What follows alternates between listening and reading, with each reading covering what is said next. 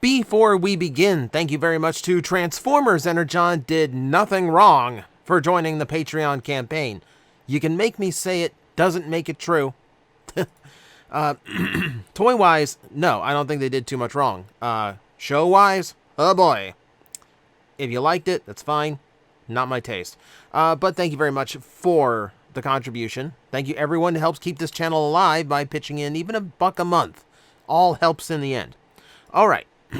It's time for the really long video of the month. It's the first, which means Q&A time. And you guys, there's over 180 comments on this video. Oh boy, you guys want me to do like a 2-hour video at this point, don't you?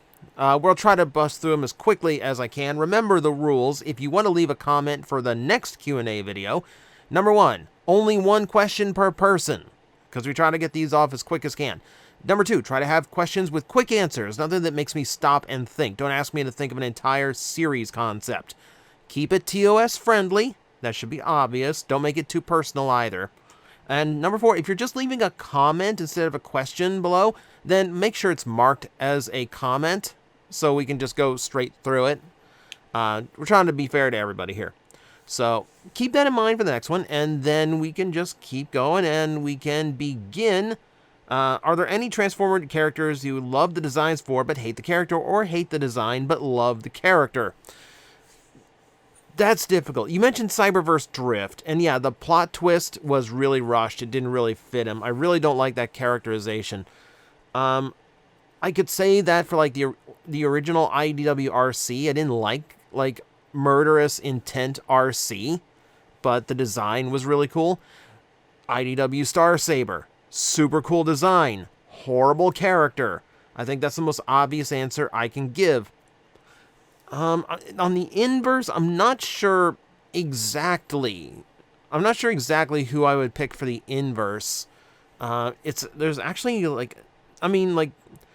I will actually go to bat for things like Silverbolt in Beast Machines, because there is a story to tell with him being forced to be a Viacon and how that would change him. Oh boy, that design. Even the show's design was not great. Things like that. So I think that's as close to an answer as I can get on that one. Alright, could there be fun in a Beast Wars line focused on bizarre future evolved animals made up for the series? There's definitely fun there, but it'd be very difficult to imagine certain animals with evolutionary traits. Mutated animals, certainly. I think we kind of got that a little bit in Fusors, but I think they could have pushed it a little bit farther. I'm not sure necessarily, because I think the cool thing about Beast Wars is seeing natural animals, right? That kind of thing. Do you think YOLO Park's AMK line should replace the red line and be given full creative control, making non-transforming figures a bunch of different continuities? I would love that, but I don't think that's sustainable. We've seen with YOLO Park, they release these figures much more slowly than Transformers Red did at the start. They're certainly doing better. For a toy that's just a little bit more expensive, it is far superior. But I think they're doing what they're doing. I don't think what they're doing would work at mass retail. I think what they're doing is just a hobby line for collectors. I think is the right spot for them. I just don't think we need a non-transforming Transformer line at retail unless you do something really cool with it, and Transformers Red isn't. What do you consider the best and worst part of Robots in Disguise 2015 and Prime, respectively? Best for RID and worst for Prime. Best part of RID 2015 were the Decepticon designs, because it gave us something very different. The animal-based designs for the robot modes I thought were really cool. The worst was how disconnected it was from Transformers Prime. In tone, in design, in story. It didn't feel like a continuation, even though they really tried to hammer it in as one. For Transformers Prime, I loved the serious tone of the show. It felt like something that was cool for kids, but adults could watch as well. I hate that it became a Pokemon hunt. We're hunting around Earth for artifacts. No, now we're hunting for Predacon bones. It just kind of fell into repetitious plots. So that's where it hurts there. Everybody has an origin story involving Wreckers, Autobots, Decepticons. What would you do with the Mayhem Attack Squad? See them as the franchise equivalent of the Suicide Squad. They kind of are, except for the Decepticons. I kind of like where the Mayhem Attack Squad is, where it's just the worst of the worst Decepticons kind of, sent out on these huge, like, Black Ops style missions, similar to the Wreckers. The only twist I would make would be, like, these are the crews that Megatron really would be happier if they just get offline somewhere. So he intentionally puts them together and puts them on the most dangerous suicidal missions, specifically in the hopes that they don't come back. I think that's a nice little niche for them. I don't think they really play it that way. Most Mayhem Attack Squad members seem perfectly happy to do it. Do you think there could be a second Beast era due to the rise of the Beasts? I don't think due to Rise of the Beast, because we've seen it really wasn't that popular of a movie. It's the worst performing movie that the Transformers have ever done since the 86 movie. I do think we could have a second Beast era, not only because the Kingdom line did so well with its Beast characters, but also it's just a great way of shaking up the franchise to switch from cars to animals. I mean, if they weren't so, like, hooked on Optimus Prime, Megatron, Bumblebee, and Starscream, I definitely think that could be a direction to go in. I mean, the franchise kind of needs that kind of shakeup. Do you think a Studio Series version of Gen Selects could work making old movie repaints like Nightwatch, Prime, or G1 Color Movie? Absolutely. So, aside from just the fact that there's some really cool repaints out there from those lines that never got made into modern figures, keep in mind, a lot of people missed out on that first wave of toys because they underestimated the demand. So a lot grew up with Nightwatch Optimus Prime as their default Optimus Prime toy. So it'd be great for them who need that little kick of nostalgia. And I just love those old school, it's the stealth mission Optimus Prime, it's, Arctic Attack, Bumblebee, or whatever. I thought that always led to fun little repaint ideas they just don't do anymore. Do you think a Transformers animated and Phineas and Ferb crossover could have worked during season 1 of both shows? So I'm not really up on my Phineas and Ferb. You would have to involve time travel because animated takes place in the future of Detroit, and I'm not necessarily sure that their antics mesh well with Transformers. Again, I could be wrong because I haven't seen the show really, just bits and pieces of it. I think it's just a little bit too far off. I think it's a little too far off. Since the D&D brand under Hasbro is experimenting with transforming toys like the Dice Link, do you think there's a good chance of seeing a D&D inspired Transformers collaborative figure in the future? Probably. The trick is that there isn't really any big famous vehicle in Dungeons and Dragons. Which kind of goes with the homebrew nature of the entire franchise. It would have to be a creature, right? It'd have to be something like Xanathar. It'd have to be like a Beholder that transforms. If they just wanted to do a D&D crossover thing, retool, Transmetal 2 Megatron into whatever, into like a realistic dragon with no robotic parts. You could get away with that as a D&D crossover. Do you think Hasbro would ever do evergreen designs in Generations? There's really no not especially, because evergreen designs are designed specifically for licensed products as well as very inexpensive Transformers.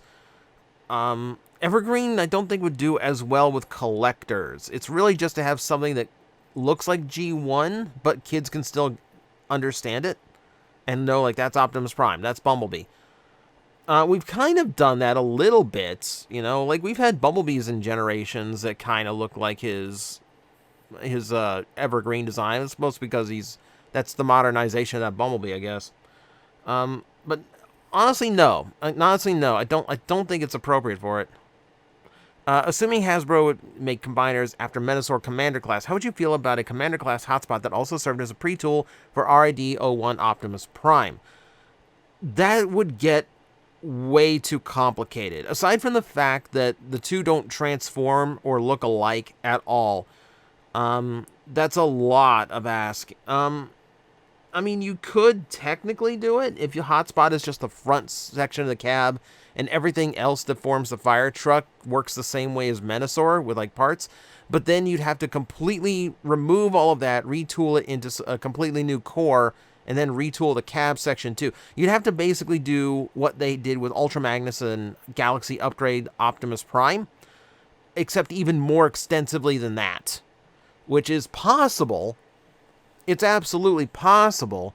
But there's still so much you would have to work in. Keep in mind, that would mean the hotspot would have, like, existing engineering to combine with the Ultra Magnus, because they would definitely do Ultra Magnus at that point. I think it might be just a little bit too much. A little bit too much there. I definitely think a fire convoy is inevitable at this point, but I don't think it's going to be a hotspot retool. Though you're on the kind of like the right track of them doing Protectobots the same way they did Stunticons. Who do you think works better as a Kid Appeal character? G1B, Animated B, or Cheetor? It's hard to argue results with G1B, isn't it? Because he wasn't even supposed to be the Kid Appeal. It was supposed to be Hound. But kids took to Bumblebee more, so they ran with Bumblebee. It's not the worst. You know, so he's far from the worst of the Kid Appeals. But I honestly think Animated Bumblebee hits the mark a little bit better. Cheetor, not so much, but like Animated Bumblebee not only seems just like a cool character to hang out with, you know, he's the one that attaches to Sari. He still kind of has that like living up to Optimus Prime thing, but he's just a cooler character in general, you know, and you know he's more the heroic Bumblebee rather than the scout who kind of gets in trouble a lot, like he was in G1. Off the top of your head, what do you think is the best potential Megatron alternate mode that we have never seen in media or in toys? We've seen so many.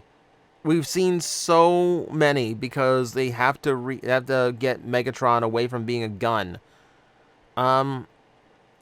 You know what would be cool, and we've only seen it once. Do you know what a maser tank is? Like a maser cannon? Like the big laser that shoots Godzilla? It's basically just a gigantic death ray on treads. That. I want that as a Megatron. Just basically a big rolling energy weapon. That would be cool to me. It kind of falls into the tank category. The only time we ever had anything close was in Energon as Signal Flare. But I think you could get away with a bigger one with Megatron. I guess Shockwave and Energon kind of counts too, but I've never really counted that as a good transformation. Do you think combiner components would count as triple changers or quad changers in case of Scramble City limbs? Technically, yeah. Technically, yeah. You can't call it a triple changer because they don't turn into anything that works independently. But yeah, it's technically a 3-mode toy if you think about it, like a combiner torso is. I mean, it's one reason why combiners are so difficult and rare to get, because there is a ton of engineering involved in getting them to do everything like that. But you know, it could kind of work. You know, I would kind of consider them like they're kind of like a tangent of triple changers. Do you think, depending on the way it's written, characters like Windblade could be really good protagonist roles? She already has. She already has. Like, Windblade's only problem was that she was overexposed for a long time. But, you know, you watch Cyberverse, Season 1, she's a great protagonist in that role. You watch her, like, was it Till All Are One? Like, her solo series from IDW toward the end of the run. She's the protagonist in there, and she tells a fantastic story. You know, I think she can work as a protagonist. She already has. Now, getting her to, like, usurp Bumblebee and Optimus Prime, that might not happen. With the announcement of the Stranger Things collab, what new property from the last 10 years with no connection to the 80s do you think would make a good collab? This one's tricky because, to be frank, I really don't watch anything anymore. I don't watch TV. I barely see any movies anymore. I just don't have the time, and a lot of times I just don't have the interest. So I'm really not up on my stuff right now. The things that I would think up usually involve the robots more than vehicles. You know, things like Pacific Rim, like a transforming Gypsy Danger. Okay, I could kind of go for that. I'm trying to think. I'm like really like scratching my head here. Like, what modern like franchises are like vehicle focused? Like, you want to do Fast and Furious? There's just random cars. There's just random cars. Yeah, I'm not entirely sure. I'm not entirely sure. I think something in the video game realm, but even then, I'm struggling. It's like the last game I played is like Armored Core 6. So so that's like the only robot in my brain for this. Odd question because I'm out of ideas. Do you have a favorite evergreen TF design that you may prefer over some of the official designs? So you make a mention of evergreen barricade. I do like that as an idea of like trying to G1ify G1 barricade without just making a prowl repaint. I like that. I don't know if there's an evergreen design I prefer though. Typically I think the evergreen designs are just exaggerated G1 designs, and like I'm always gonna prefer like more simple designs than that. I'm trying to think because I kind of like Evergreen Grimlock just because of like how heavily armed it is. I think that might be the only one, but it's still just like I just like it as an alternative to Grimlock. I still prefer the original, so that one's actually kind of tricky. See, I love the channel. I love the content you make. You on the bus if you get me back into collecting Transformers. And I have to say one more thing is keep up the good content and never stop. I'm trying not to. Thank you for the kind words, though. I'm sorry if I'm not reading all the comments because I don't want to be here for 3 hours. Do you think the movie popularity decline will hurt Transformer production? I mean, you would think it would, but after The Last Night didn't do so well. Like, if anything, Transformers has gained toy lines. Like, what do we got? We got Generations. We got Studio Series. We got Generations Selects. We got Earthspark. We've got Buzzworthy Bumblebee. We've got the G1 reissues. We had the Beast Wars reissues for a time, but that seems to have dried up. And then we've got, Masterpiece that comes out of Japan and all the sidelines that Hasbro's now importing with Hasbro Pulse. There's a glut of Transformer product being produced these days. I mean, at some point you would think with the movies getting less popular, there'd be a contraction, but we haven't seen it yet. Like, I think it's high time that Generations did something that a cartoon could be made from. So you only have one core line that both kids and adults could collect. And then if you want to do a movie line separately, that's fine. But I feel like that's what's going to come next. I feel like the kids line and the Generations line is going to become one thing. Because it seems inevitable.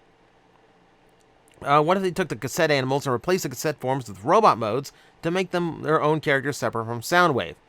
We've already kind of seen this a little bit. Rumble and Frenzy did get toys where they turned into tanks instead of cassettes. We kind of have that with Beast Wars Ravage, though admittedly the Beast Mode does not look like his original G1 self. Bakan did this too. They retooled a few, or I think just repainted Energon Dive Bomb into Laserbeak and Buzzsaw. So we've kind of gotten this. And of course Ratbat has had plenty of alternate takes where he's a full robot. As far as, like, there's definitely merit there. And I wouldn't mind seeing it. I'm kind of curious what Laserbeak's actual robot mode would be if his beast mode was just Laserbeak.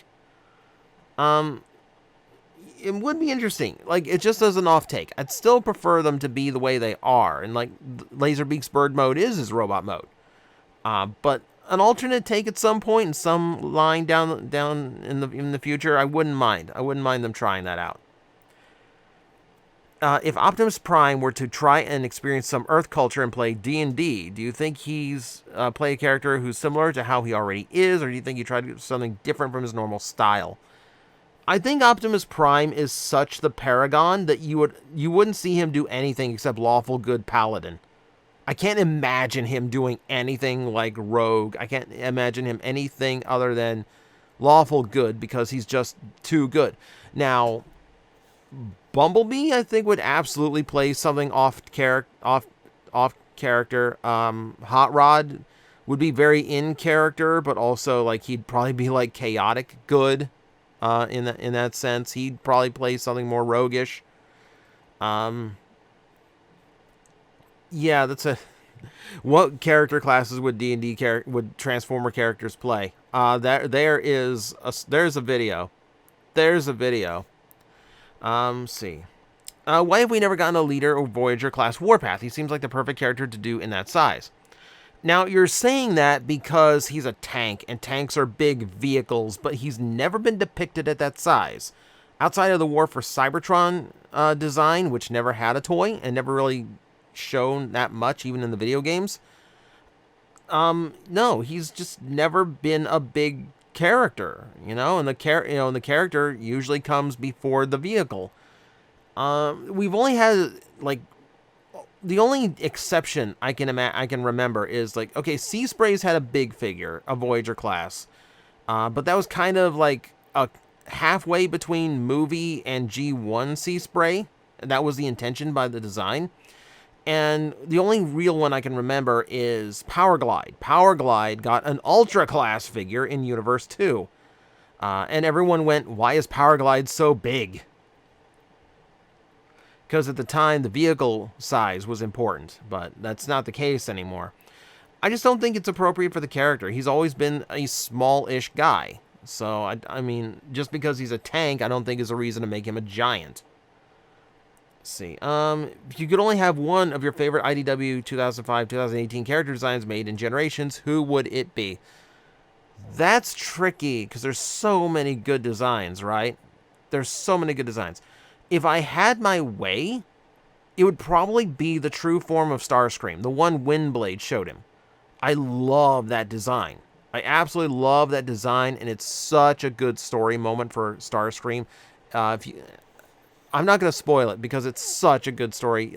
Seriously, read Windblade's book. Read Till All Are One. It's fantastic. It really is. And that conclusion is so good. It's so good. And it explains IDW Starscream so well. G1 isn't holding Hasbro back. Hasbro is holding Hasbro back by continuing to beat the hell out of G1 and ignoring the children's market segment, paying most service to adults. I would absolutely disagree with this. So, you have to remember, kids don't really collect toys nearly as much as they used to. Kids just aren't nearly as interested in toys as they used to be. They have the internet, they have smartphones, they have video games. That's what kids are into now. Toys, not nearly so much. It's just mostly little kids who are interested in toys these days. And in that case, Hasbro does market to them. That's what the one-step changers are. That's flip changers. That's Tacticons. That's all manner of gimmicky, flippy figures, because gimmicky, flippy stuff is what kids like. That's how Armada saved the franchise. So, and it's not so much that like G1 is dominant because they're marketing to adults. They're not. They by their own admission, the goal with Generations toys is to just make cool looking toys that kids will see on a toy aisle and go, I want that. And if it's designed after a G1 character that adults will collect too, that's like a side bonus, because they have to split the difference to make money these days, because there isn't enough money in just the kids sector and just the adult collector sector in order to make Transformers survive. So they have to split the difference.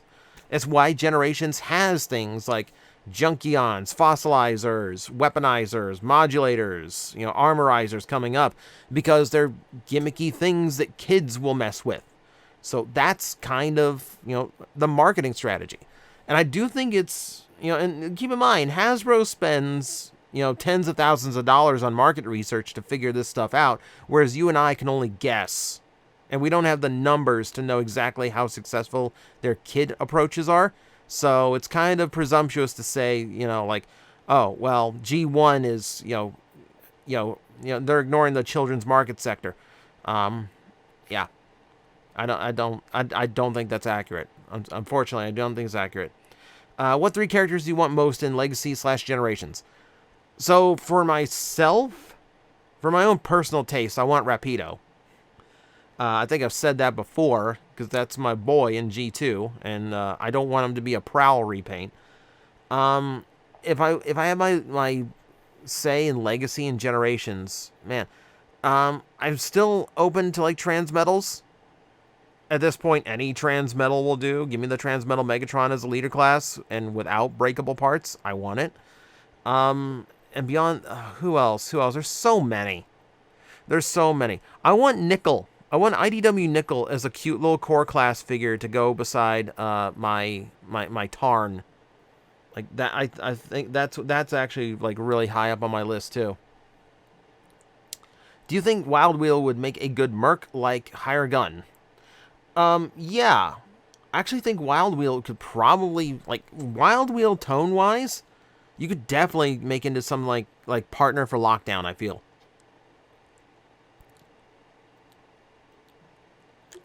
Trying to keep hydrated. There's a lot of talking. Yeah, Wild Wheel would actually work in that role really well. I actually do agree with that. He'd be a good Merc character. Do you think Hasbro should reboot Beast Wars or Unicron Trilogy? I wouldn't mind. As we said before, I wouldn't mind a Beast Wars reboot because I think it's a great shakeup for the franchise.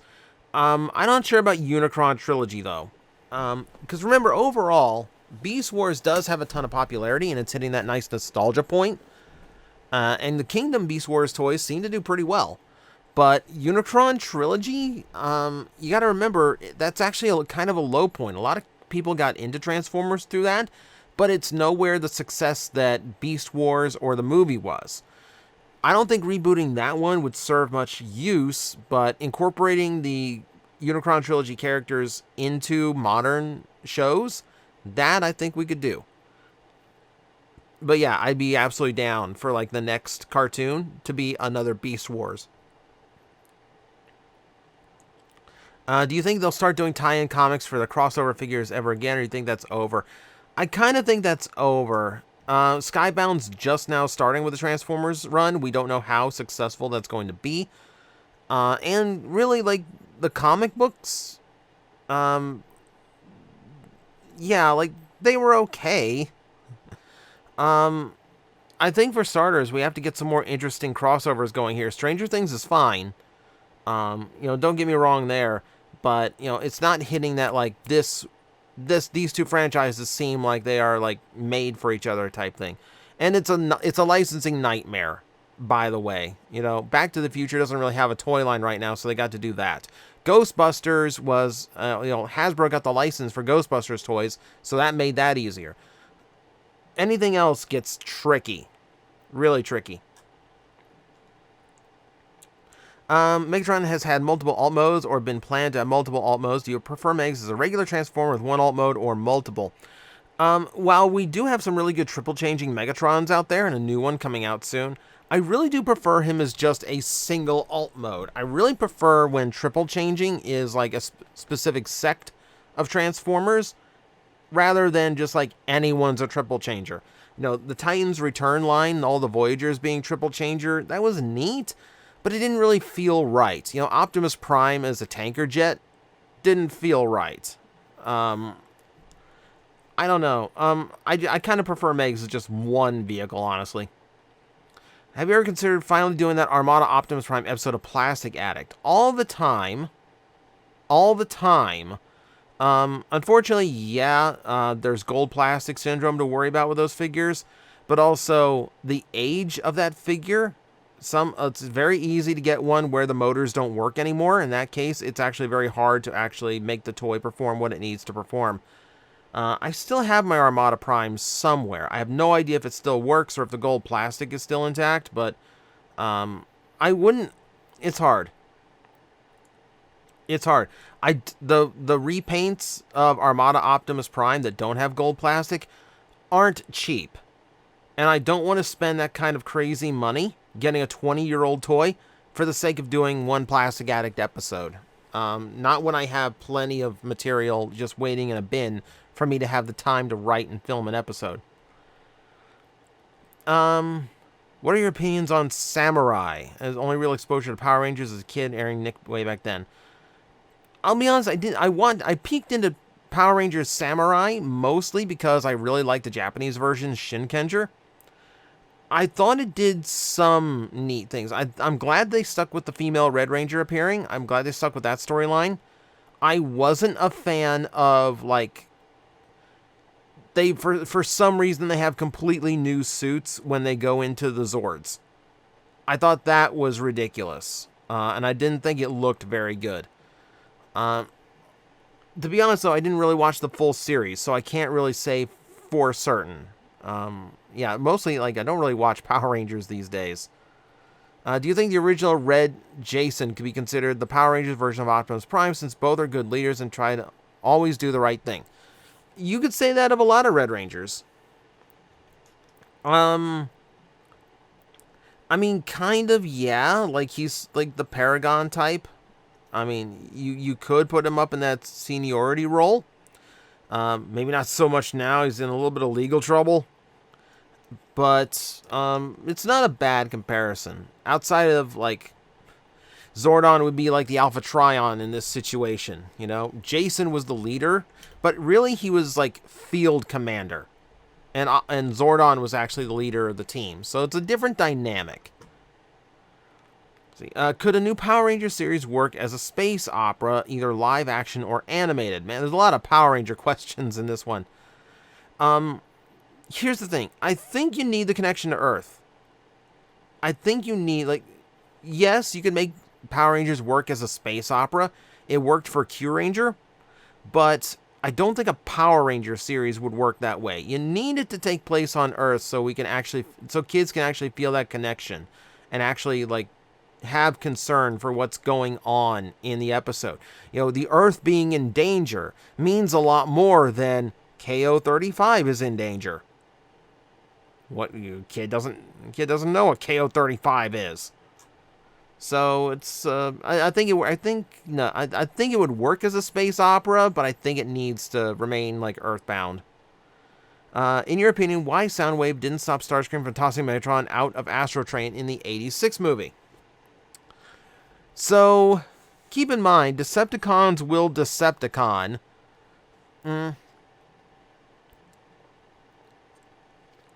In the past, Soundwave has not been... G1 Soundwave has not been above obeying Starscream's commands on the field, so he does kind of acknowledge the hierarchy of leadership. But also, remember, he was vying for new leader as well. You know, he... so, like, there's a little bit of Soundwave that was in it for himself in that one. So it wasn't, like... Modern Soundwaves are fiercely loyal to Megatron. In G1, not quite so much. Was Cybertron Leo Breaker, like Energon's Wing Saber, meant to be the precursor to Leo Prime and Victory Saber? Precursors? No. Well, I mean... So, Energon Wing Saber is intended to be an homage to Star Saber. Yeah. Precursor, so a precursor is the thing that came first. When you're thinking of like Victory Saber came long before Wing Saber. And Leo Prime did come later, and the original Leo Prime in America was a repaint of Cybertron Leo Breaker. But I really think that's just happenstance, you know? Like, in case of Leo Prime, Lio Convoy and Beast Wars 2nd came first, so we were always going to get a Leo Prime at some point. I think it's just, you know, because keep in mind, what we call Leo Prime, the first one, the Leo Breaker repaint, that's an homage to Lio Convoy. So, you're not quite on the right track with this one. As far as precursors go, they have precursors of their own that go farther back than what you're thinking. What kind of secondary weapon would you give the new incarnation of Megatron? Like how you use swords in Animate or G1? The Energy Maze. I'm going to assume you meant Mace. I mean, the Mace is classic at this point. What I would love for them to bring back is his G1 sword. Like the sword that the G1 toy came with in Japan. It's a really cool looking sword. It's a really cool looking sword. And Megatron's had swords in the past, and it's kind of worked for him. So I like a big, not like a swordsman type thing, but like almost like Excalibur with King Arthur. Like just like this sword that shows his command authority. That would be cool. Favorite capsule series? Velocitron, G2, IDW, Origins, Galactic Odyssey, etc., etc. So far, I would probably give that to Velocitron. I mean, just because I love the fact that there's like Cybertron homages in there, and it did give us some cool toys. G2 would probably be very close because I love the concept. I love the concept of G2. It would help if any of my stores carried it. That's the frustrating one for me. See, have you considered doing a ranking tier list of Dino Transformers with Red Claw? Holy Grail to bargain bin. The chemistry you have with your friend was fantastic and very fun to watch. I'm glad you really enjoyed it. Red Claw is a joy to work with.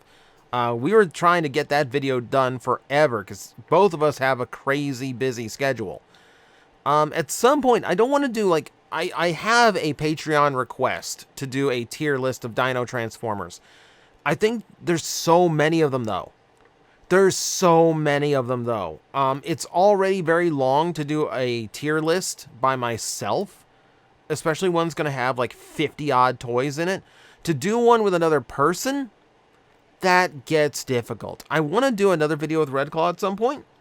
Like, maybe like, what his favorite Transformer toys are, and just kind of go over them and talk about them. But as far as like Dino Transformers as a tier list, I gotta do that one on my own. Bit of a thinker question. I told you to avoid these. Which Transformer surprised you the most when it was unveiled, and which disappointed you the most? Any toy line. That goes back. That goes way, way back. And yeah, I would definitely have to think about that more. About just like the ones that disappointed me the most. I think Armada Overload was one of the ones that surprised me the most. Like in a good way. Because it just looks so freaking cool. This big brick of a robot. It's this super ominous look. I almost like how he looked in gray prototype more than his red. If we're going to be completely honest about this. As far as disappointed... I mean, there's definitely ones you can point to, like my reactions to the Hasbro streams. I know I've mentioned a few in there that went like, man, I can't think of any offhand though. I'm sure there's one I should be thinking of. I remember like Universe 2 Galvatron left me completely like dead in the water because it didn't look like anything I wanted a Galvatron to be. How do you feel about the other AI controversy? That any design someone thinks is ugly or poorly made is now automatically accused of being AI generated. I haven't really seen this myself. I haven't seen it about the Earthspark character designs, but I do know there's some bit to that with the new Straxus concept. I mean, in general, I'm thoroughly against AI because I'm an artist myself, but also it's such a knee-jerk reaction to say, oh, that's AI generated. Well, there's ways of telling, and then, and sometimes you can, sometimes you can't. Just because it looks bad doesn't mean it's AI generated. So you got to go in with a little bit. I think people just need to, like, go in with a little bit more observation rather than just blatantly accuse it of something. Are there any possible current repaints that you think are still too obscure, even by modern G1 Select Buzzworthy B standards? Night Racer out of Legacy Strong Arm mold, but no one watched the second half of RID 15 as show. I mean, they're definitely out there. I can't think of any offhand that would be like, wow, man, that's just way too obscure to do. Because frankly, we've had so many obscure ones. We've got a modern Slicer toy. So if Euro G1 Action Masters are getting it, I think the only ones that would like qualify for this would be like super deep cut Japanese stuff like Battle Gaia. We've had new Combaticons that have gotten G2 color schemes. We have not gotten Battle Gaia, and I don't think we ever will get Battle Gaia. Alright, with Prowl probably appearing in Earthspark Season 2, do you think we're going to see a bad Autobot like in his IDW depiction, or is he just going to be a cop? I think he's just going to be a cop. I don't think the kids' cartoon is going to throw any, like, super, like, negative Autobots at us. He might be very by the book. He might be, like, more IDW Ultra Magnus in characterization, but I don't think he's just going to be outright a jerk or, like, true neutral, the way IDW Prowl was.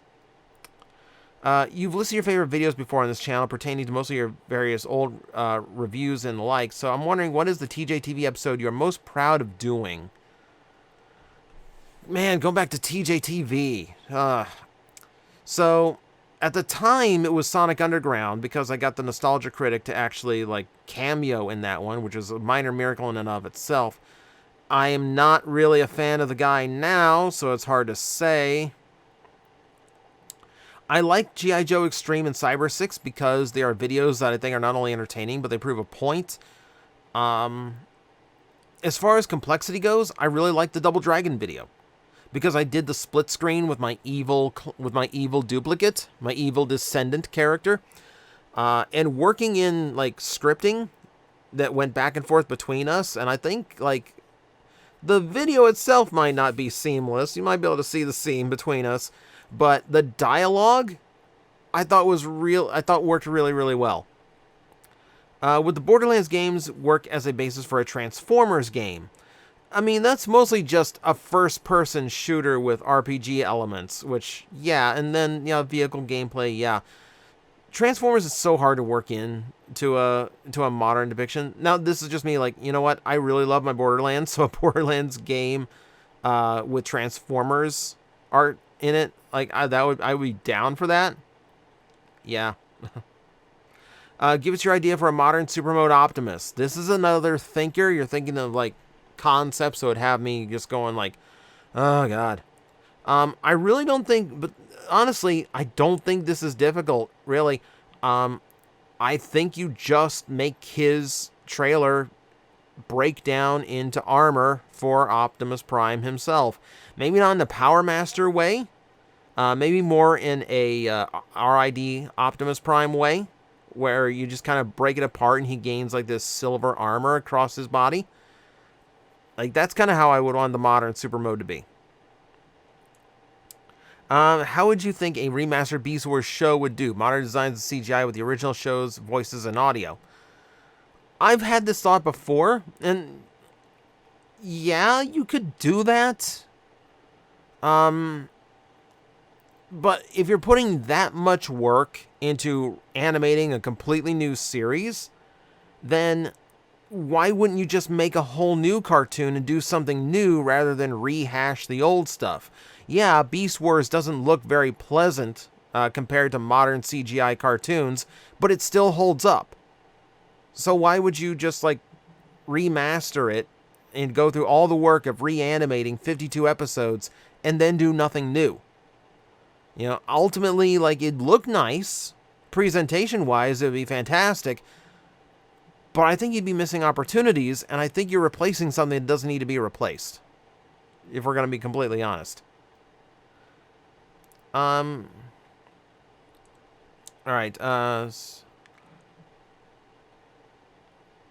see, I remember a really good Transformers fan fiction in the early 2000s had a priest like Autobot, school bus Autobot with a grandma-like personality. Bad guys were called Demon Razor, and one of them shot lasers from its joints. Does this sound familiar? You're asking me if I know a fanfic. I've never read a Transformers fanfic in my life, so I can't help you there, unfortunately. Are there any Transformer characters you would gender bend, or do you think they would benefit from being gender bent?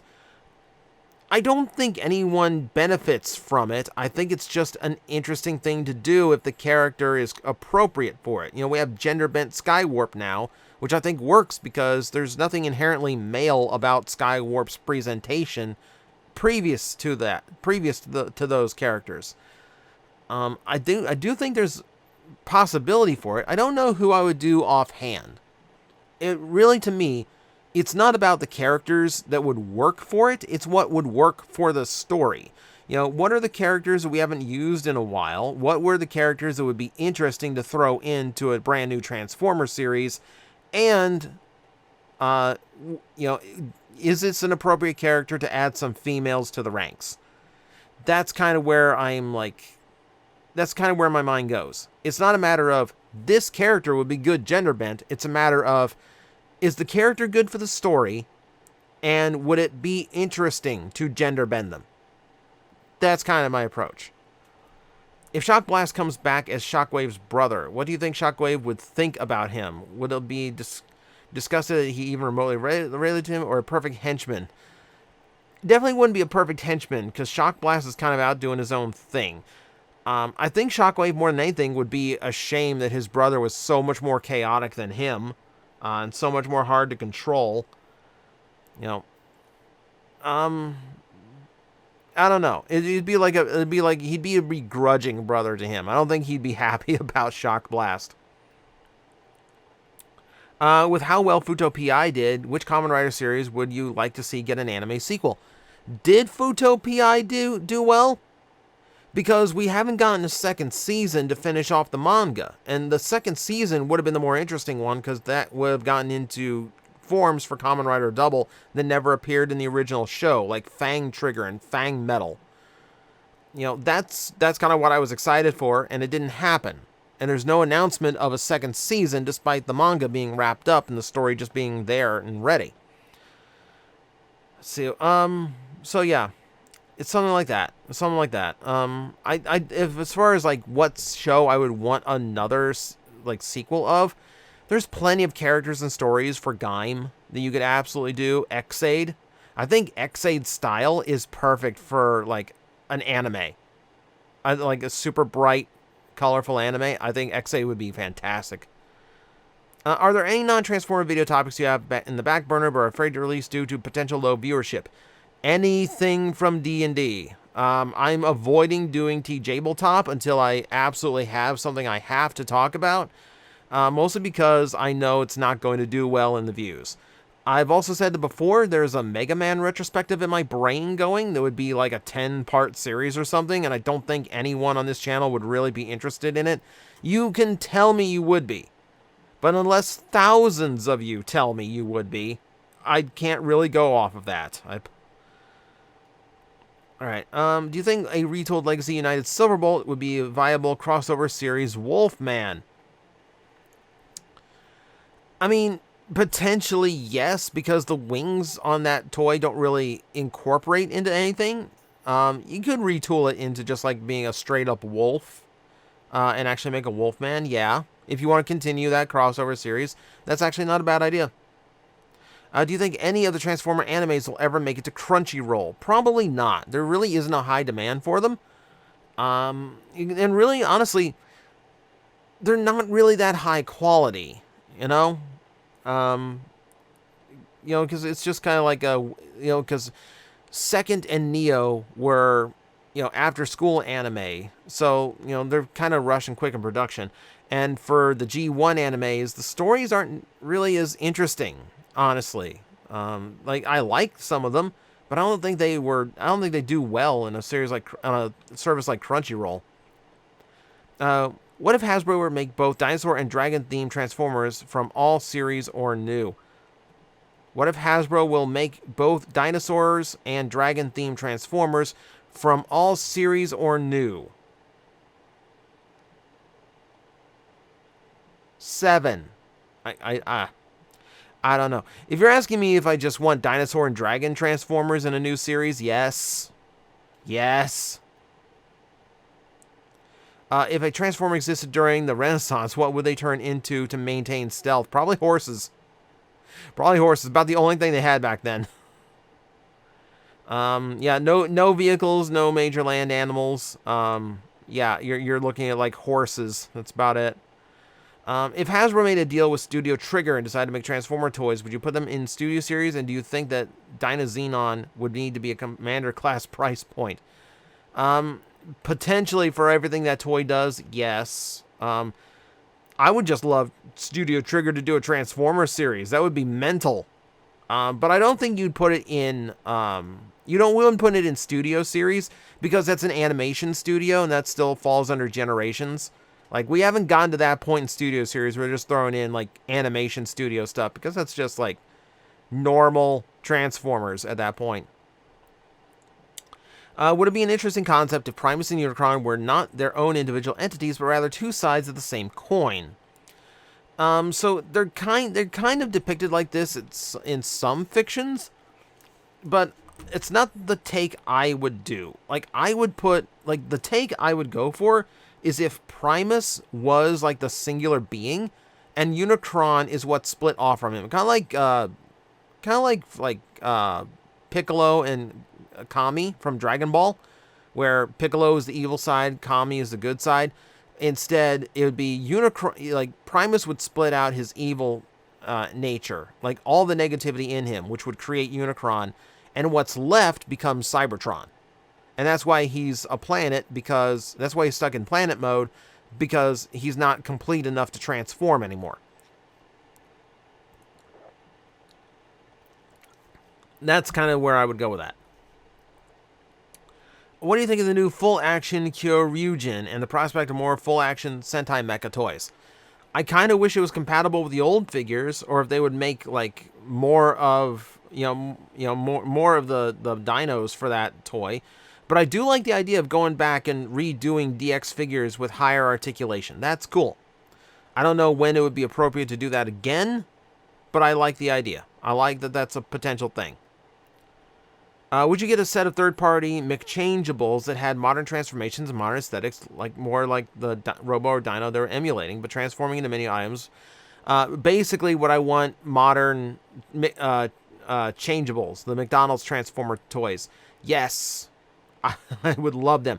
In fact, I know that I've seen someone on Instagram who is doing a like a 3D model advent calendar thing, where every day they're releasing one piece of a file to create a modern Frybot as a full articulated figure.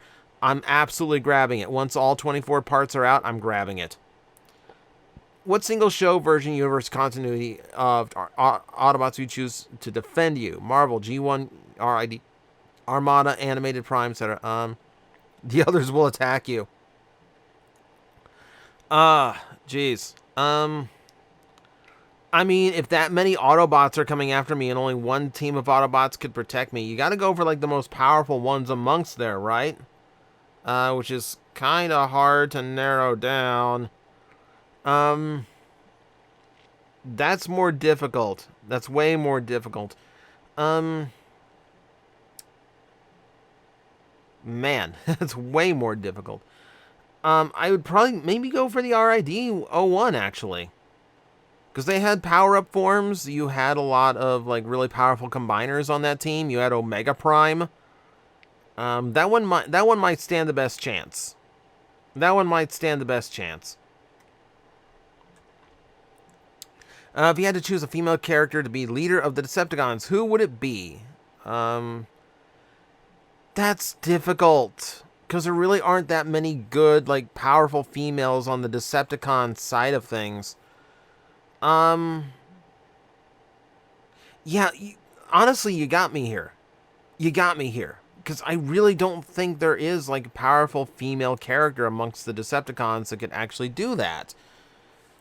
Man, now that I think of it, it is, like, one of the failing points in, like, Transformer storytelling. Because there really isn't anyone. Like, what? You put in Slipstream? You put in Nightbird? Like, no. That's very difficult. It's very difficult. Cyberverse Shadow Striker, kinda, but, like, she's not going to be, like, standing up to Optimus Prime or anything. Yeah, you got me on that one. I really can't think of anything. Megatronia, which I think is cheating, because she's just Megatron's fangirl. Now with HasLab Death Source coming, do you think Hasbro will do a G1 toy reissue? I think if the molds were available to reissue, Takara would have done them years ago. I think they would have done Star Saber. I think they would have done Victory Leo. I think they would have done Death Saurus. I think they would have done Overlord. The fact that those molds were never reissued by Takara at any given point, I think that indicates that those molds are not available. So I don't think, no, I don't think it would. In fact, I think HasLab Death Source kind of sated the demand for Death Source in general, because now we had a good modern alternative to getting the G1 toy. It is potentially a really good toy, but now that however many backers on that HasLab are getting that Death Source, I think it's actually a reason to not reissue it, even if it is available. And Hasbro certainly wouldn't reissue it because there's no nostalgia demand for the toy. Yeah, it'd be up to Takara, and I think if Takara could, they would have done it already. What's a figure you really want to see, but you don't think Hasbro or Takara will ever make?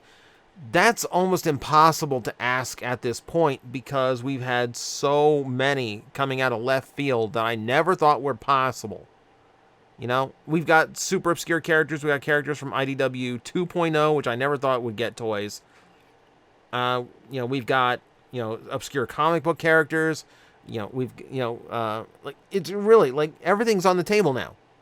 Hasbro said it themselves. Everything's on the table now.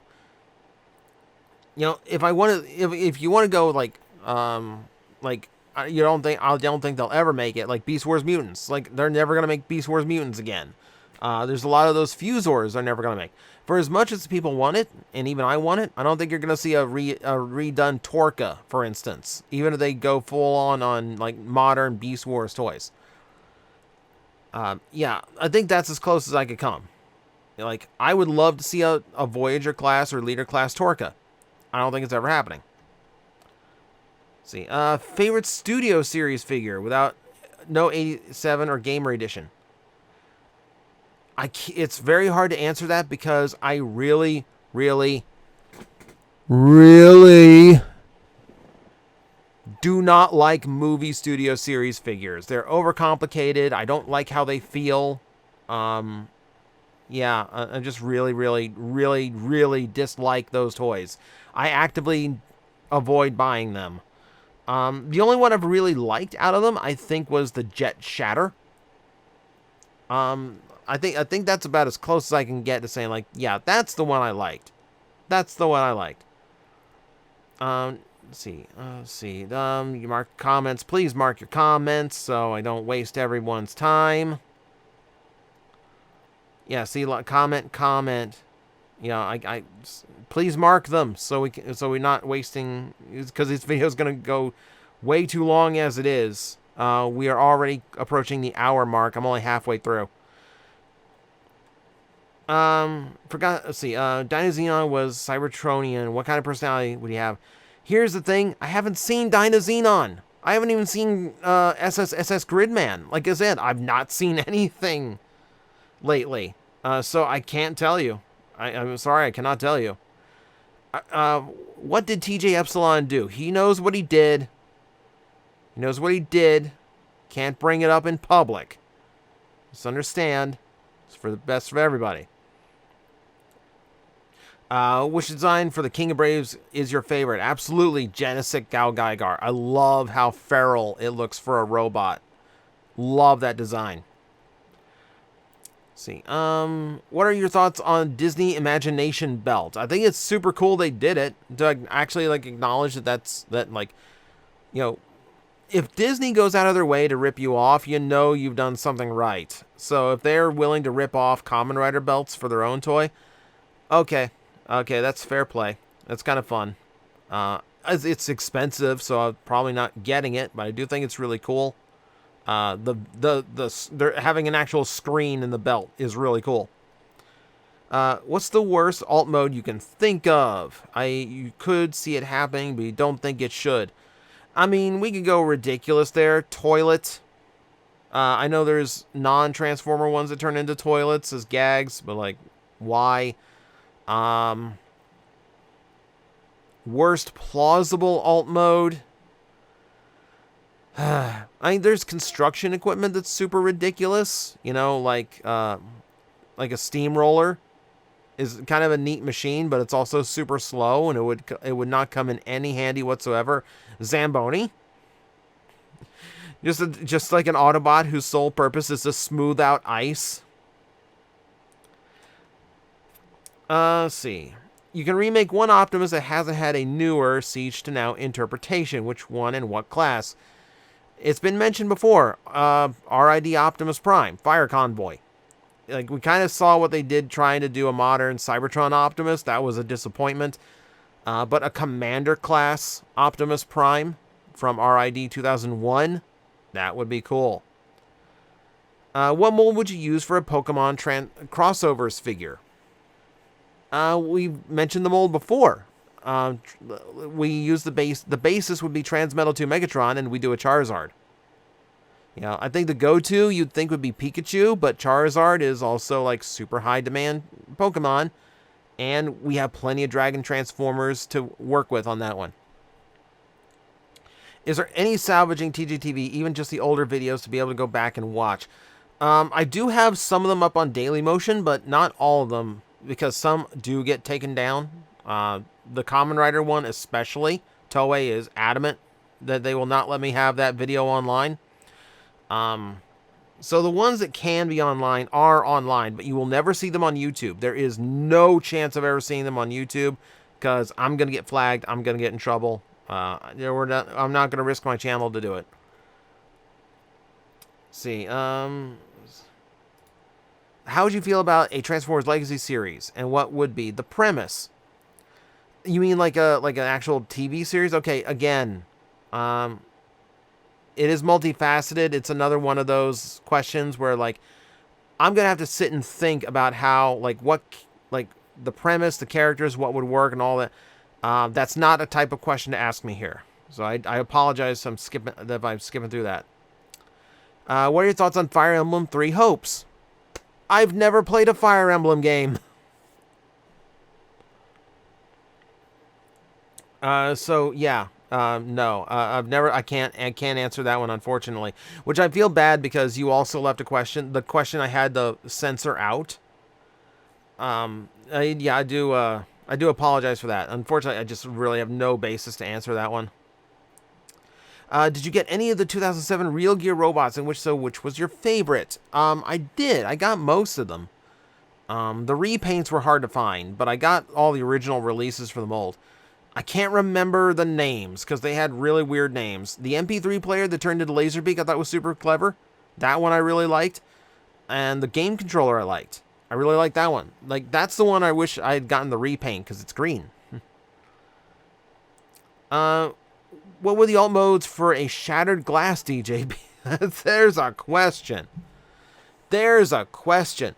So, DJD, you have things like you have things like a giant grinder to destroy a transformer with. You'd have to turn him into like a cement mixer. You know, something kind of mundane. You know, you have an electric chair transformer. Okay, well, why not just like a therapy chair? Just like a therapy seat or like a dentist chair or something. Or like a barber's chair. Just something just like completely like... Or like a computer chair. How about he turns into a computer chair? You know, just something completely mundane. Let's see. After watching your video about dinosaur accuracy, what is your favorite dinosaur-themed Zord/Mecha toy line? Jew Ranger, Abba Ranger, Kyoryuger, Ryu Soldier. I mean, I hate to be, like, typical about this, but yeah, I really did like... I kind of prefer the original, even though it's not entirely dinosaur-based. That said, the Abba Rangers also have a really cool set of dino toys, which is far closer to be, like, an actual, like, dinosaur toy line. Didn't have a saber-toothed tiger in it, for instance. What Transformers crossover figure do you think should be Titan class? If they do another Star Destroyer or Death Star for Transformers... yeah, definitely something like that. Anything beyond? What if they did the flag? What if they actually did like G.I. Joe flag as broadside and it had to be Titan class? That would be funny. I'd kind of go for that. Any other IPs you'd like to see given the crossover treatment like the old Star Wars Marvel figures back in the day? The ones that I would want... Hasbro wouldn't be able to do. It'd be like Ninja Turtles. I'd love for them to do a whole line full of Ninja Turtles, but you never get Playmates to sign off on it. Beyond that, it's hard to think of.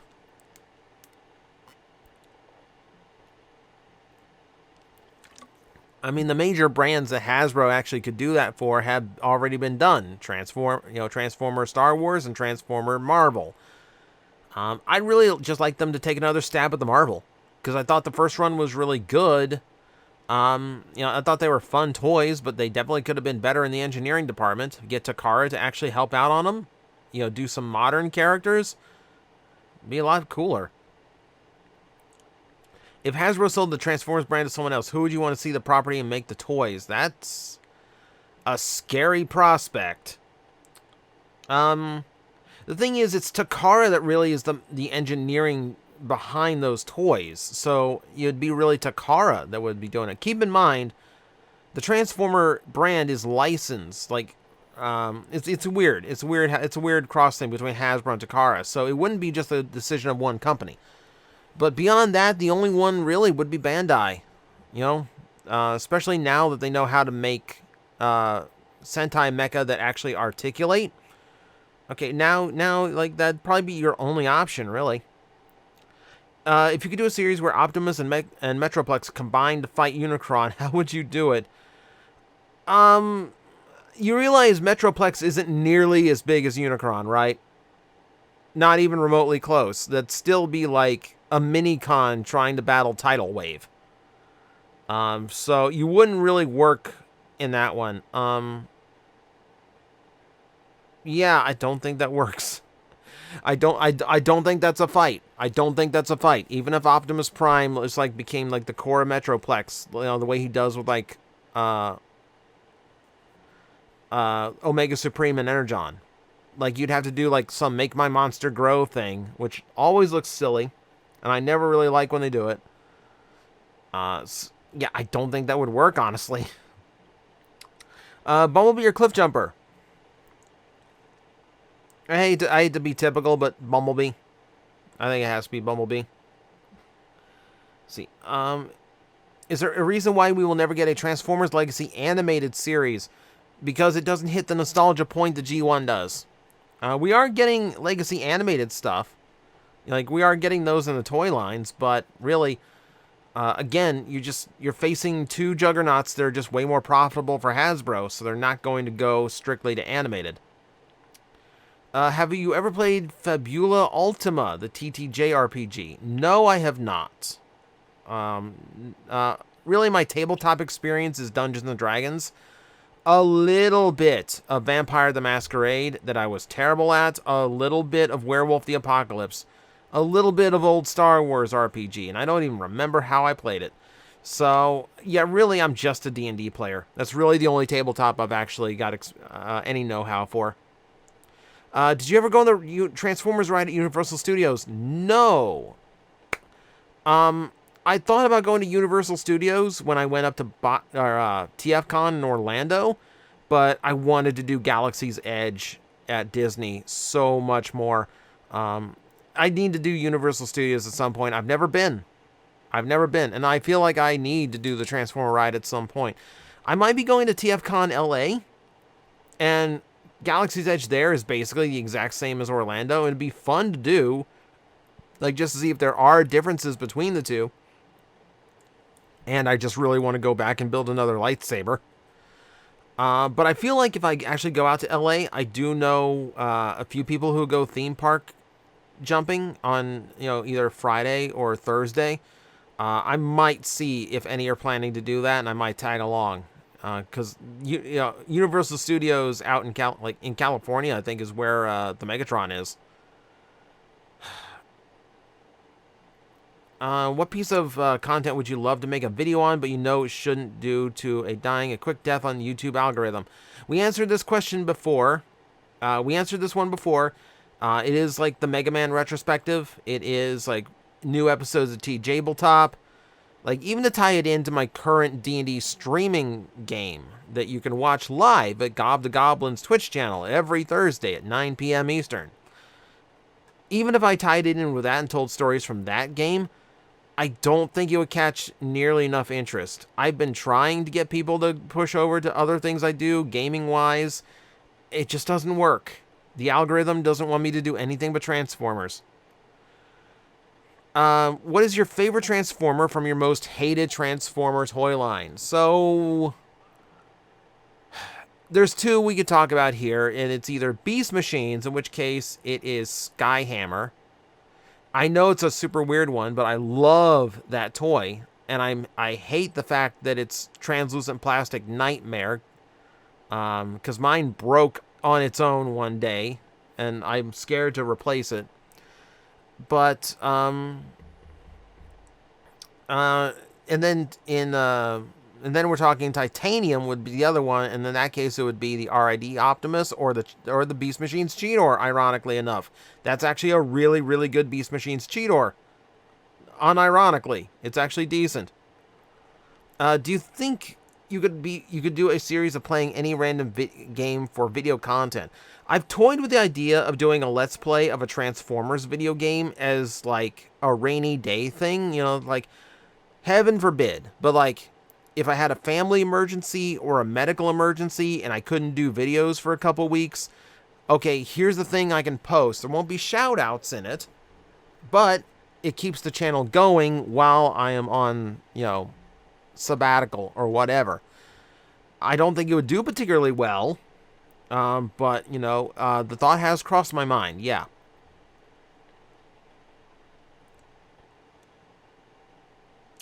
See, during one of the scheduled conflict streams on Gobbly Goblin's Twitch every Thursday and uploaded to YouTube every Friday, shameless plug, thank you very much, Real.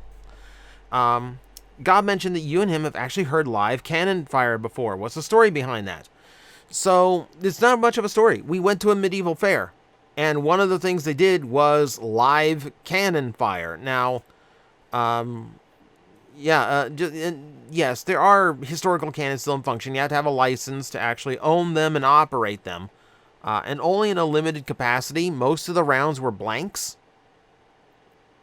And it's mostly just to, hear the gunpowder blast. And yes, it is extremely loud.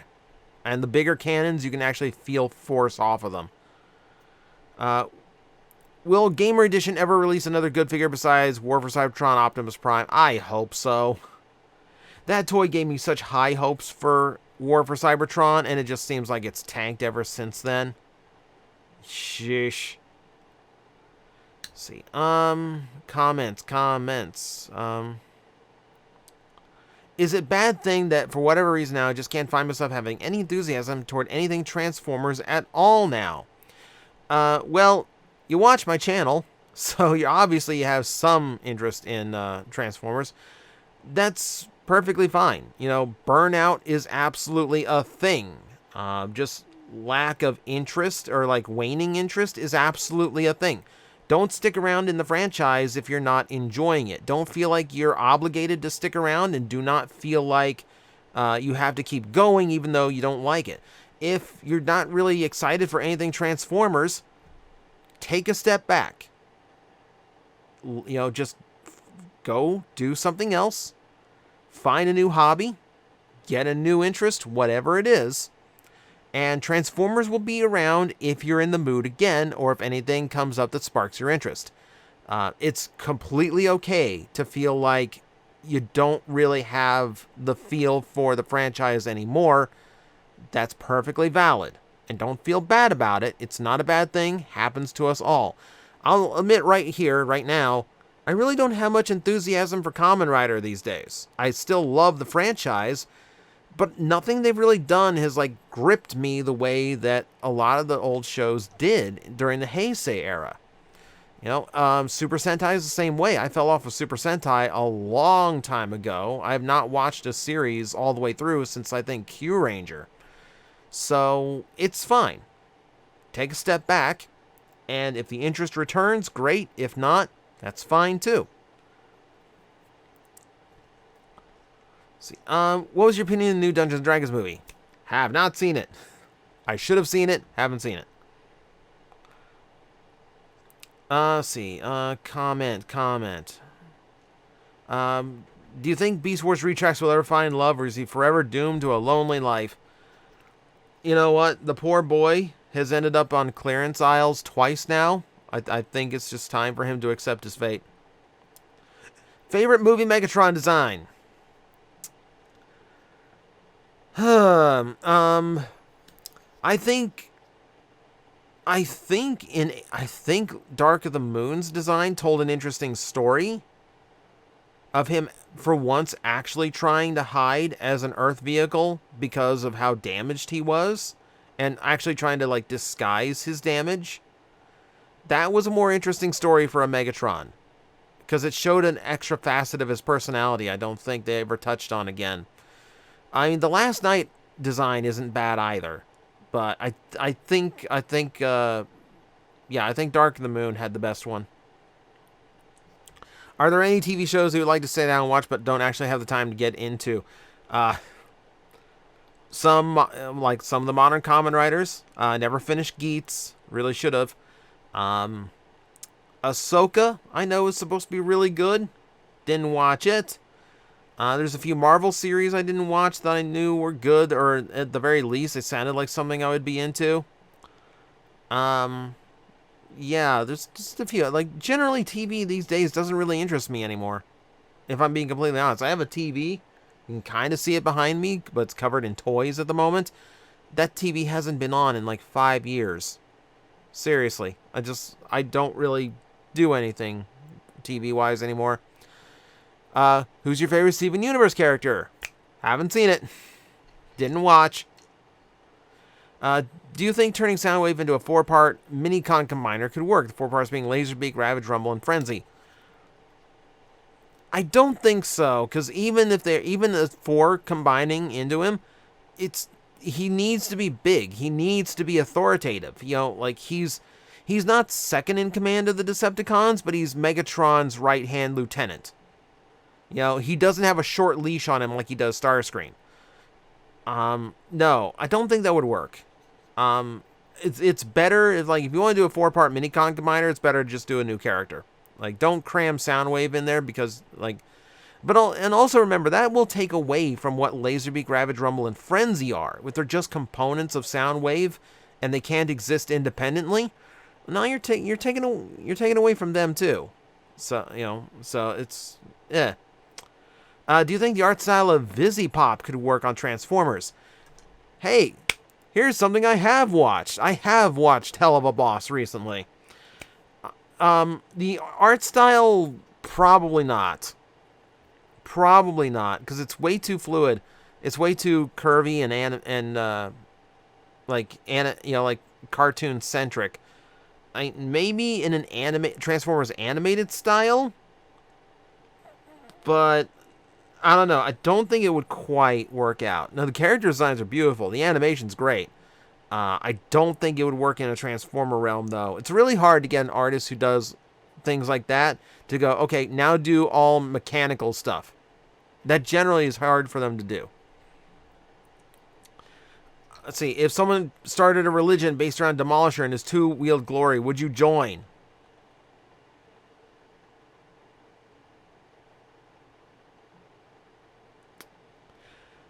This video is longer than usual. That applies to the current one as well. We'd normally be done by now, but almost 200 of you had something to ask. Did you see the Five Nights at Freddy's movie? If you did, you do like it. Again, have not seen anything. That's going to be the title of this video. TJ has watched nothing.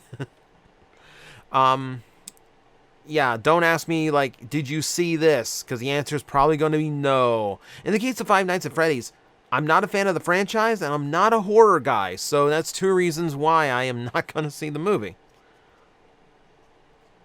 Favorite version of the Combaticons?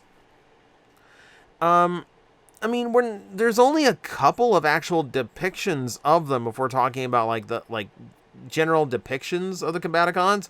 If we're talking, like, favorite, like, imaginings or recolors of them, then probably Ruination. Yeah, I think that would just be my general answer. I think that would be my general answer on that one. Do you have any local favorite hole-in-the-wall restaurants that might not look it, but always have the absolute best food in the area? I'm not going to dox myself by actually announcing names of places. There's some homemade ice cream places around here that I prefer over, like, the big chain brands. And there is a hole-in-the-wall Mexican place. I've only been to a few times, so it literally feels like, you know, Ma went in the back and cooked it on a stove for you. And that food was really good. Let's see. How do you feel about your joke from TJTV where you yell out the names and addresses of the tattooed teenage alien fighters? Asking because of the recent doxing scandals, see if you feel differently about it today. So, here's the thing. Doxing's been a thing since the internet was invented. There is no such thing as a doxing scandal because it's always gone on since the dawn of the internet. So no, I didn't feel bad about it. I don't feel any differently about it today. Also, I'm doxing fictional characters with a made-up address. No. I don't think, no, I don't feel any differently about that. There are jokes in TJTV I do regret. There are ones I feel like that was in bad taste. It was funny at the time. In retrospect, I should not have gone there. I do acknowledge that. But that joke in particular, I think that was a really good joke. I'm not going to take that away from myself. What would you say was your favorite plastic addict victim? Ironic because I don't own it anymore, but Energon Wingsaber.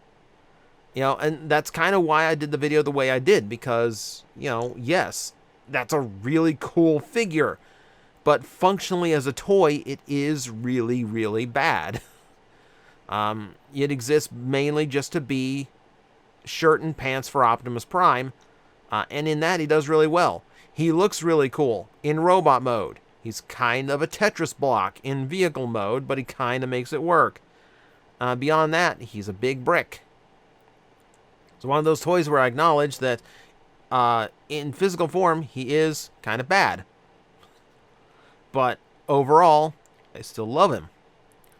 Why aren't the Earthspark episode reviews in a playlist? Because I forgot to do it. I'll probably get on that. How about kitchen appliances as Transformers? We've got Ejector. We've got one. I don't know if you can get away with others. I don't know if a Transformer blender would work. I'm sure BotBots has done a few of them. I'm sure that's got to be a thing. Could you see a Transformers Hearts of Steel story that takes place in the Civil War where Optimus sides with the Union and Starscream sides with Confederates? No. No. Also, boom, we're going to delete that because don't swear in the comments. That's going to get me in trouble. Jeez. TOS. Keep TOS in mind. This is going to be on screen, so don't put in profanities. Also, I'm just going to remove that. That is incredibly poor taste. That's an incredibly poor taste. I refuse to answer it. Ugh. How would you do a Star Seeker cast? Here's the thing. We really only have two characters who are really pirates in Transformers, and that's Cannonball and Thundertron. And I don't know if those two would get along well. It seems like we're heading down the road to getting those. It seems like we're heading towards Star Seekers being a thing as a toy line. So we will find out. It's mostly just based on the BotCon set that was like Pirates versus Knights, and they just made up a bunch of characters as pirates. And I don't really agree with any of them because that's not their intention, and all of them seem crowbarred in. That's another one where I'd have to really like sit and think, and I have to research what characters actually work in a pirate cast. Let's see, what do you think of the Memorial Edition Gaibu Revolver? I mean, cool that they did it. It's a really cool toy to actually, doing a better version. Yeah, no real complaint about that. Off the top of your head, which was your favorite to least favorite MCU movie? Favorites would probably end up being like maybe the first Guardians of the Galaxy, maybe Avengers, Infinity War and Endgame, because I don't think you can view those as two separate movies. It's a part 1 and a part 2. Thor Ragnarok as well, really, really good. I think generally, like, the other ones kind of fall under, like, the same banner as everyone. I wasn't a fan of the Hulk movie that started the whole MCU, technically. I wasn't a fan of Thor Dark World. That one was kind of a letdown.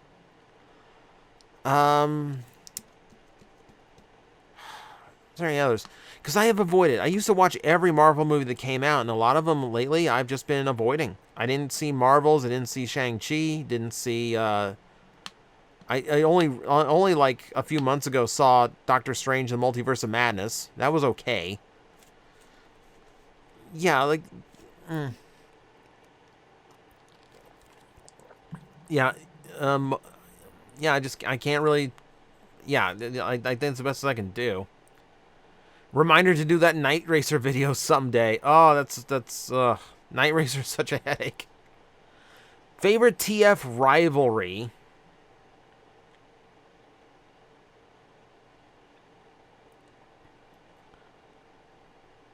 Okay, this is weird. Okay, so apparently this question was going to be favorite TF romance, but changed it to TF rivalry. Who's a good rivalry in Transformers? There's a bunch. That one I'd also have to sit and think about a lot. That's almost worthy of like a top 10. But that's again a lot of research.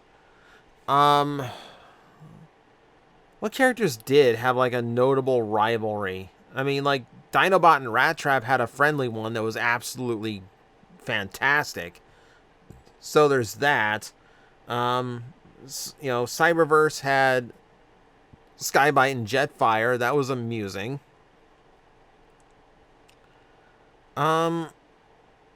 Cyberverse also had like Shadow Striker and Bumblebee that had like a thing that I really wish had gotten a little bit more legs and explanation. Because that one had really good story potential too. Especially toward the end of the series where Autobots and Decepticons had to get along a little bit more. I'm trying to think who had like really good like. That's tricky. That one I would definitely have to think about. But we gotta revisit that video at some point. What's gonna be the next line after Legacy? That's the big question. Because what do you do after a line? Because keep in mind the next toy line we get. I guess the last leg of Legacy is gonna be our 40th anniversary line, which is why it's doing a little bit of everything so far. The thing is, I think they have to continue with what they're doing. Whatever starts off the next trilogy, even if it's going to be another trilogy, I feel like has to be a continuation because there are still Beast Wars characters we need done. We still don't have a Quick Strike, for instance. We don't have any Transmetal characters outside of Tigerhawk and Transmetal 2 Megatron. So we definitely have demand for those, and those have to get done at some point. So the next line has to incorporate those. Yeah, that gets tricky. Here's the thing. If we're going that route of like, we got to get more of these Transmetal characters out, what I'd almost want to see is a line that is Beasts, but let's reimagine like Megatron, Starscream, Optimus, Bumblebee. Let's reimagine the favorites. Let's reimagine the big characters in that Transmetal Beast Wars style, so we can have a line that is Transmetal Beast Wars, but also incorporates the must-have characters that retailers really like to purchase. Because that's the crux of it. You know, those 4 characters show up all the time because it's what retailers want to see, not necessarily us fans. So that, I think, would be fun. It'd be an excuse to get all the Transmetals out, and it'd still give us something fun and new as far as different characters go, different takes on classic characters. That would be cool to see. I don't think they're going to go that ham with it, but yeah, I think it'd be cool.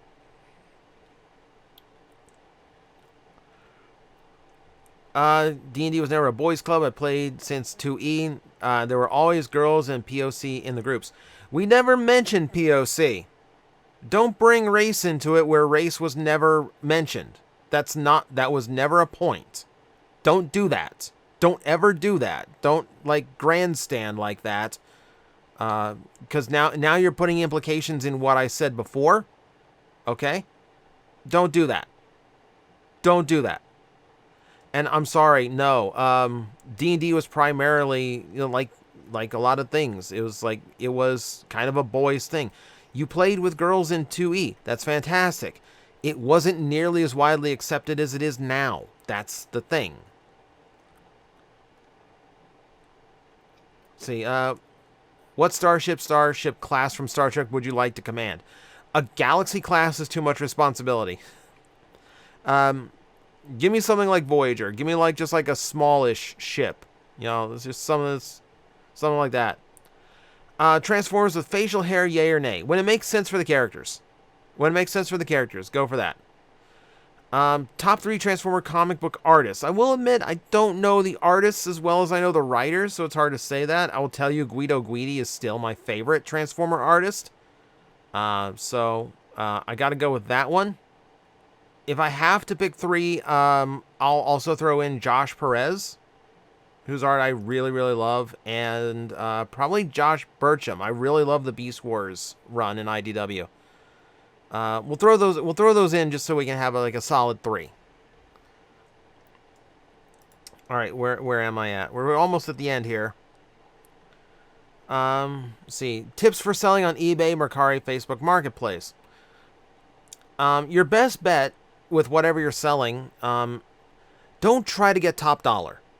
If you try to get top dollar, there's going to be people undercutting you, and there's going to be people that are going to overlook you. Always be, like, for me with eBay stuff, always be willing to take a little bit less. Just like if you've got a toy you want to sell, go to eBay, go to advanced search for sold or completed listings. It will tell you what they have recently sold for, so that'll give you a value. And then just take it down a few bucks. Just take it down a few bucks, so you know it's within the realm of what people are willing to pay for it, if you don't mind losing a few dollars on it. And to make sure that it gets sold, I usually think it's worth being out a few bucks on something. Any writing advice? That's hard. Because everyone's got their own process. Everyone has their own thing when it comes to like how to write, and it really depends on what you're writing. Like if it's a novel, everyone goes like, "Well, write what you know." You know, like even if it's just background detail, flavoring, or just like setting the story, write with what you're familiar with so you can paint the best picture. Don't forget that when you're writing something, things that, if you don't mention it, it doesn't exist. So like if you're mentioning a place for the first time, describe a smell, describe how the character feels, describe color that they see. You don't need to go over, like, if the character is walking into their parents' house, for instance, you don't need to describe every picture on the mantle. You don't need to describe, like, you don't need to describe, like, what color the carpets and rugs are, All you really have to do is just mention, okay, it's a comfortable feeling, it's a familiar scent in the air. Mom always liked those cinnamon candles. You can hear a fireplace crackling. Describe like autumn tones. So you're getting like reds and oranges and browns. So, and let the reader paint the picture for themselves, and still like get in and out without going too far into the details. Remember, just kind of describe the feeling rather than specific details and things like that. That's an easy one. The way I write, especially if I'm writing a story, is to just write the bits I know I want and then fill in the gaps, which is difficult for a lot of people. I do that with scripts too. If you're writing scripts for something, I'll write down the points I want to get in or the jokes that I want to mention, and then I'll try to figure out how to connect the dots later on. Just as long as you're putting something down. Don't get caught up in like I know I want to get to this point, but I can't get there because I need to write this and this and this first. Okay, write that point first, and then use that to help inspire how to get there. I think that's true for story writing or script writing. Is not watching JoJo a JoJo reference? At this rate, probably. Why do you like D&D? I like D&D because, well, one, I love fantasy stories. I've always been like a sword and sorcery type. I really like being able to play these fantasy characters. D&D is kind of like, well, number one, you just get to hang out with friends and have a good time. Role-playing, joking around, interacting with each other's characters and the world you get to roam around in. That's a lot of fun. And I love, basically, D&D is like reading a novel or watching a play that you can affect. So if I want to go, if I don't like where the story is going, I can make a decision with my character that will shift the story in a direction I like. If I want to go in this direction and see what's happening on that side of the story, I can do that. I'm not restricted to what the writer wants to do next. I have choice. I have freedom. And I can actually participate the way I want to participate. That's what's cool about D&D. It's storytelling live. and you get to do some stuff in it. Among a million other reasons. I just really like the game. Yeah, what made Bumblebee so popular as a character? Talking G1, what makes him popular is, it's mentioned, it is a cute design. Yellow is a very strong color for kids because it's not gender-based. Boys and girls both tend to like yellow. He is a cuter design. He's more rounded, which tends to make tends to appeal to kids a little bit more, especially in that time. And he's just the most relatable one because he's always trying to impress Optimus Prime, and he looks up to him as his hero. So a lot of younger kids can actually identify with that easier than they can the war hero, or that old war veteran, or the nature loving one.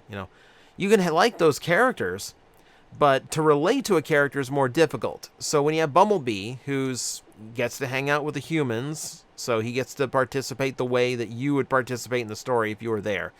And yeah, like I just feel like he's always been written into a position that kids can kind of imagine themselves in if they were a Transformer character.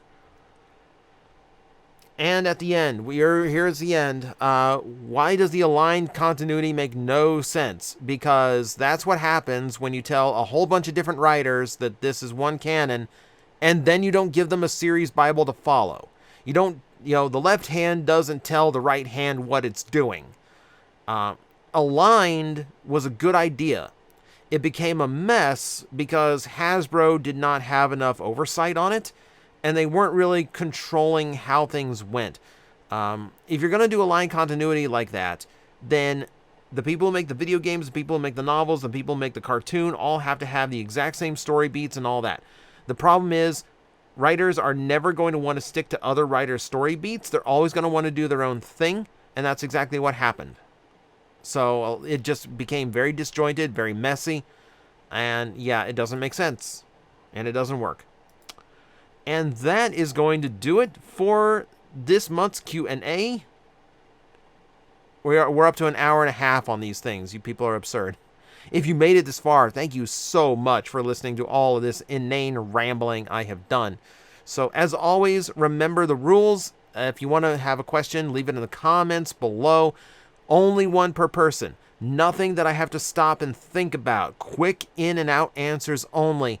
Keep it TOS friendly. That includes your comments. Don't swear.